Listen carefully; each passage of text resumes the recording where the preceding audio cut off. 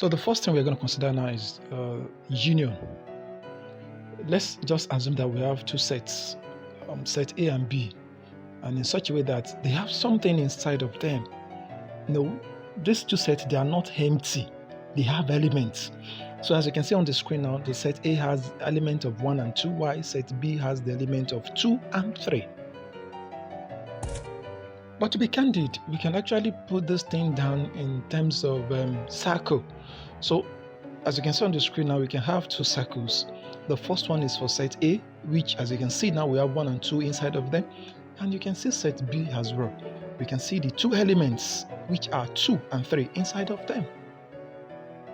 So what exactly does union mean? Union means that the combination of the two. Okay? So which means that these two circles, they actually have something in common, which is 2. We are not going to write these 2 twice. We only need to write it once.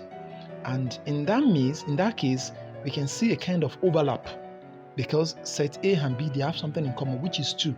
So, but we are not going to write that together. So in union now, we are talking about the combination of set A and B. The combination of set A and B in such a way that any element that is in A and also in B, we are not going to write it twice, but once. So one thing we cannot deduce now is that A union B is like a set. A union B gives us another set. And that set we obtain, which we can call A union B, it contains 3 elements. In this case now we have 1, 2, and 3. Normally I'm supposed to write 1, 2, 2, 3. No, I will only write 2 once. Okay, so, but one thing we should note now is that A union B is like a set of X. And this X, it belongs to A or it belongs to B. What do I mean by this? Look at that or. Look at that conjunction or. That conjunction here is saying that 1, 2, and 3, you can only find them inside A or you can only find them inside B. That is the reason why we use that conjunction or. So whenever we're talking about A union B, we're talking about the combination of the two sets in such a way that all the elements in A union B, they are either in A or in B. The second aspect we're going to consider now is called the intersection. As you can see on the screen now, we're still going to use the same problem, the same set theory problem we used for the union. But this time around, we want to look at another aspect of it. So we have two sets and both of them, they are non-empty, which means that they contain something. Non-empty means that the two sets, they have something. They have some elements inside of them. So what is now the intersection now?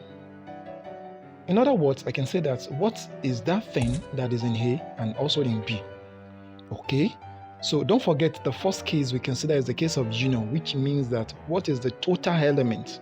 What is the total element in A and B? What is the addition of them? Okay, that one is for union, but this one is for intersection, which we can say that what do they have in common? And the only thing they have in common here is what is true. And if you look at the two sets very well, they overlap. Both of them have 2 in common.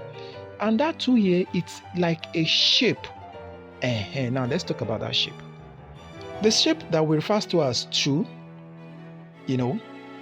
which as you can see on the screen now, that the A intersection B is what is 2. That is what they have in common. That particular 2 is in A and it is also in B. So if you have to put this one in a mathematical language, we are going to say that A intersection B is X and that X is 2. And that 2 is in A and it's also in what? In B. If you look at the conjunction there, I used and. So which means that we can say that A intersection B is a set of X in such a way that X belongs to A and X also belongs to B. If you compare this with the case of union, you remember that union is or. So please take note of that. Whenever you are talking about union, we are talking about or. But when it comes to intersection, it is and. Because the 2 we can see here, the 2 is in A and it is also in B.